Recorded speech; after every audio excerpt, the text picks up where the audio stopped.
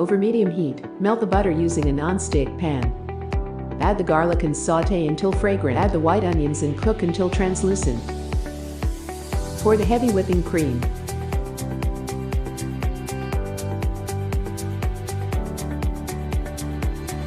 Add the cornstarch.